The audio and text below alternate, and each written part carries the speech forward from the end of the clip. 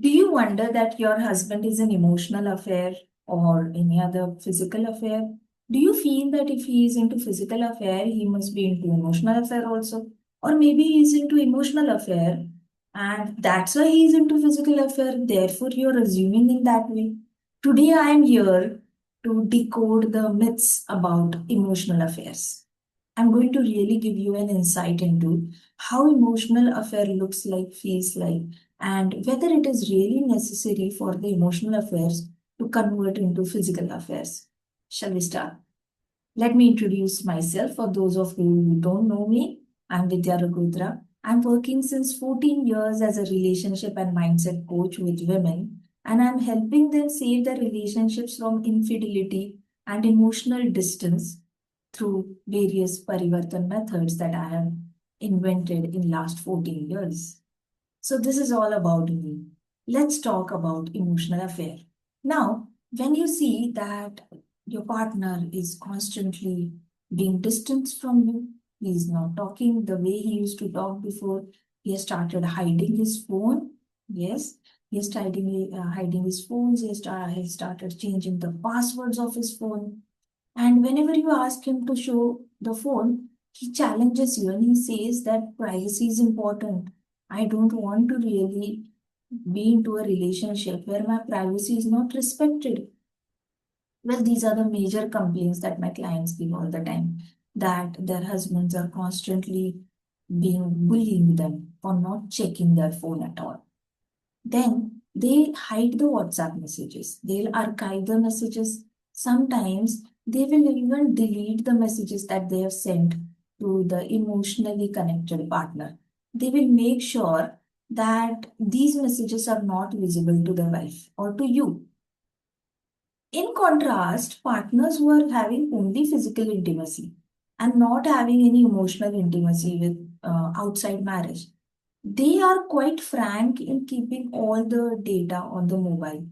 They're sharing transparently with wives. Not all, but maximum husbands are keeping the data as it is because they really speak less on chat and they meet physically and have a physically intimate relationship. So they really don't need to talk a lot. However, emotional affair involves lot of speaking, chatting. It involves lot of interactions that are emotionally connected. They'll be sharing their ups and downs of life. They'll be sharing about their life challenges. They'll also share parents, their children, their partners, and they are somewhere so lonely deep inside that they need words. They need a partner who can understand them, who will not judge them for whatever they are sharing. And the partner will be really curious to know about their life. The partner will get inspired by them. The partner will appreciate them for the kind of journey they have been through their life. And the extramarital affair, which has emotional affair, has a lot of validation of emotions. The other lady is constantly going to validate, I respect you so much. I really wish we could be together. I really wish I could marry you. I really wish I had a child from you. So the other lady is really going to validate the feelings of your partner. She's always going to say, you're so awesome, you're so great, you deserve much better in your life. I feel so sorry for you. You're stuck with your wife. You're stuck with all the situation in your life. And I really want you to be happy. If I'm the reason for to be happy in your life, then I'm always going to be by your side. In this way, the emotional affair looks like. And the husband also says that I've never met a lady like you. You're so smart, you're so intelligent, you're so talented, you understand me, you get me to the core, and you exactly know what to speak, when to speak. So emotional affairs are mostly more about words, words, and words, little bit less about gifts. Gifts might be there, but not much. But yes, sometimes when the ladies have found their husband's email IDs, where they're seeing some dresses have been ordered, sandals are ordered, necklaces are ordered, some kind of gifts are ordered online. There, the ladies have found that husband is really gifting somebody, which they should be gifting the wife. So in emotional affairs, there's going to be a lot of secrecy around. Their social media passwords they're going to change. They'll change the mobile passwords. They'll delete the messages. They'll always have a guarded behavior because they want to cherish the extramarital relationship. They want the lady to be in their life along with the wife and children as well. So they're going to be really guarded, and you will see that they're getting distracted as well. Whenever you're talking to them, they're going to be like, "Huh? Oh, okay, okay. What did you say? Sorry." So they're going to be emotionally distracted. They're going to be physically in front of you, but emotionally they're going to be always unavailable. You're going to feel that he's really behaving distant. And the initiation that he used to take, the initiative he used to take talk to you, to take you out and on a coffee or be physically intimate, those initiatives are reduced. So you kind of feel the distance is there in the relationship. Then there will hardly you will be intimate once in a month or once in 2 months. Or some couples that I've met, ladies that I've met, they've even told that they have been intimate for 2 to 3 years or 4 years also. So that is the severe impact of emotional affairs on men who really need some emotional support outside marriage. Now, suddenly you will also find there are some red flags like your partner is going to be out of house for a longer period of time and giving excuses like the project is hectic, I need to work late, there's a lot of work, so and so resigned, entire responsibility came on my head. There are new people joining the team, I need to train them. And then he'll include vague names as team members and he'll start explaining about them. So he'll have always some excuses about the time spent away from you. Then there will be emotional withdrawal also. They'll no longer share their daily updates with you. Initially, when they used to share, there used to be an intensity. If there is happiness, the intensity will be high to the happiness news. If there is sadness or some kind of politics going on in office, there will be a certain intensity of sharing the surprise news with you, or the happiness of sharing some kind of gossip. So the intensity will be here. But the moment they are into some kind of emotional affair, you will see they'll just share, this is what happened. It's okay, keeps happening, part of the life. So the intensity is suddenly going to drop down because already they have shared the news with a lot of enthusiasm with the partner outside marriage. So this is how emotional affairs look like. Now sometimes he's also going to engage in the affair where he's always going to be attracted to that lady. So because his emotional needs are being met, he's always going to feel from you. He will constantly complain and crib and sometimes even throw tantrums. The moment you ask him some questions, he'll be like, "Why are you policing me all the time? Why are you asking where I was? What is wrong with you? I had gone to office. I told you, right? I had gone to friend's birthday party. I did tell you there was a team outing going on, or we had gone to farmhouse and we were celebrating. What's so wrong in that? Why do you keep asking me these questions? What do you want from me?" So they're going to get irritated by your questions, and they're going to make you feel as if you are at the fault. But the truth is that they don't want to get caught, right? They are enjoying the conversation with the other partner and they don't want to get caught. So they're going to keep raise their guards high and they're going to blame you for constantly asking them questions. And then they'll feel as if, "Oh, I'm not heard. So many times I'm explaining her, she's not hearing only. And then I did this. I got some milk for the child. I got this, I got that. I gifted you so and so thing on the anniversary, on birthday, and you're not appreciating me at all. So you constantly keep misunderstanding me." So he's going to have a lot of complaints against your behavior. He'll feel that you are not grateful to his contribution towards the family. He's constantly going to feel, "See, that's why you are not grateful. That's why I feel attracted to her. You are never grateful for whatever I do." And she's right. She always says that you do so much for your family, and your family is just not being grateful. They're just speaking to you the way they want to speak. They're insulting you, and they are not really grateful to your efforts. The truth is, your husband really likes to contribute to the family, but whenever he contributes, he feels, "Oh, I should be appreciated instantly." But then when it doesn't come from you and it comes from some third party person, then he's going to be like, "See, that this is the difference. You are different, she's different. That's why I get." So in head, he is going to justify how he is right in talking to another woman. It's all in his head. But he's going to keep justifying how you are not better and she is much better. And speaking, invalidating his emotions, or maybe, just appreciating his small, small efforts. Even if he tells his girlfriend that, oh, today I'm taking my son to a basketball game. And she's going to say, wow, you're such a good father. And he's going to feel, yeah, I'm a good father, thank you. But same thing if it tells you that, okay, 5 o'clock, I'll take him for the basketball game. And you'll be like, okay, fine, good. Tomorrow I'll take him for the tuitions. Now there's no appreciation over here. Then he will compare your response to her response. And he'll fall for her more because that is what he's looking for. So he's going to seek the comfort. This is called as seeking comfort outside marriage. Now there are different types of emotional affairs, all right?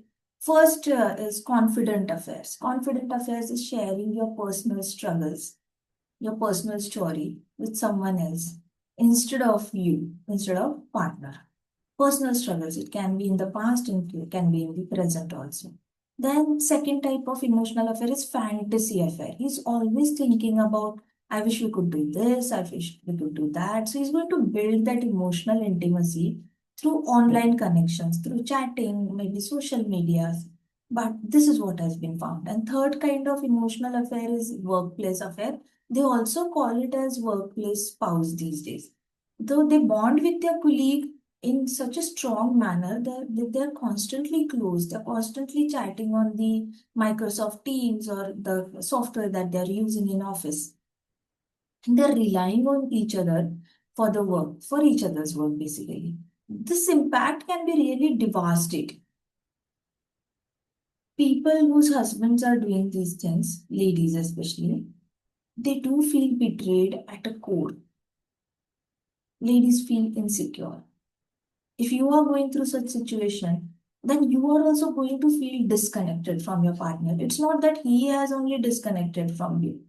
You are also going to feel disconnected from him. You will be like, let me do my own thing. Let me focus on my career. Let me focus on my work. I really don't want to think about him. So, what is happening subconsciously? He's thinking about her, and subconsciously, you're trying to divert your attention towards your work, kids, pets, whatever it is, but definitely not about partners. So, the emotional distancing starts happening subconsciously, directly.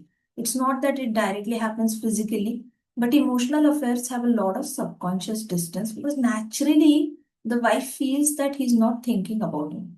And he feels that she is thinking about him more than the wife. So the distancing starts on increasing in emotional affairs. The one point that I would like to tell you is awareness is the key. I always tell all the ladies that no matter what problem you're going through in life, awareness is the key. Always be aware of what exact problem you're going through. And then the door to honest conversations is going to open. Then there will be some resolution in place. However, if there is no awareness, then you're always going to beat around the bush to solve the problem. The truth is that communication, trust, these are the two entities which are lifelines of every relationship. You got to keep communicating with your partner and have to work towards building the trust in relationship. If you are going to constantly suspect your partner about emotional affair, then the fear inside them is going to drive them away from you. They are going to constantly blame you, and there will be a lot of accusations. Chances are that even you might start blaming him and you might start accusing him of things that he might have done or might have not done also. The mind plays a really big game. Mind normally comes up with stories which might be true, might not be true. But if you repeat the same story again and again in your head, then suddenly you start believing that this is the true story. That's the reason on my birthday he didn't come back from office. That's the reason on anniversary he gave such a small gift. I was expecting a big gift. So now you start connecting the emotional affair to everything that honestly he had tried to build the relationship. So stay away from blame and accusations. Stay away from scaring him away. And you also don't be scared about all these things. Because ultimately, if you have awareness that yes, this relationship is emotional affair. Now, how do I address it? How do I solve it? Now become solution oriented lady rather than complaining, blaming, crying, and cribbing about. I always tell ladies that be solution oriented, focus on solutions. We have studied maths. In maths, the main crux of the subject was to find the solution. In science experiments, the main crux of the subject was experiment, find the solution. Nobody in the school have learned to keep the problem as it is. So focus on creating a safe space among you two where he can open up and you both can have a safe dialogue with each other. Do not assume anything based on your past history. All right? If you ask him questions, be ready to listen to his answers also. And don't assume that he is lying. Chances are he might open up and speak the truth also. Listen to him carefully. There are going to be all the hints in the conversation where you're going to understand how to solve this problem. So, first focus on expressing your feelings calmly. Maximum ladies in my sessions they say that I wish I addressed that problem when I found him having an emotional affair with that lady. I wish I addressed it calmly. I wish I did not get angry on it. I wish I did not tell it to his parents and my parents. I wish I did not tell it to his friends. And I wish I did not make it so much public that now he really doesn't care about his image anymore and he's ready to walk away from relationship. He wants to be emotionally involved with that lady without getting married. And at the same time, he doesn't want to be with us also. He really wants to give divorce and go away because now there is nothing remain to hide from other people. His social image has greatly impacted. So don't do the mistakes that other ladies have already committed, and now they are trying to cover up all the problems. All right, if you are new to this news of your husband having an emotional affair, then stay away from making it public. Let the friendship remain intact. In marriages, if you have friendship, then a friend will never tell over their friend, right? You will never tell about your friend to teacher, and you will never complain about your friend to teacher. Similarly, stop this revenge mindset of telling about your husband, spying and finding where what is the proof, what is the proof, and then telling everybody that see this is what he's doing, and he keeps blaming me for all the relationship problems. Don't do such things. Calm down, and then calmly express your feelings. Listen, I got to know this, and it is really hurting me. It's really hurting me. I'm not able to sleep in the night. I'm not able to talk without my throat getting choked. I'm not able to share it with anybody. You are my best friend, and I've shared everything in my life with you. And I really want to share this with you that I'm really feeling anxious. I feel like there is a hole in my heart. I feel like there is a rock on my chest. I'm unable to wake up early in the morning. Whenever I wake up, I feel like vomiting. I don't know what to do. But since the day I've seen your chat, since the day I've seen your email where you traveled with her to abroad country, well, I am really feeling physically uneasiness in my body. I really want to discuss it with you. I don't have any friend with whom I can discuss this confidential thing. If you say these things, trust me, we can really address the problem in a very calm and composed, respect-worthy manner.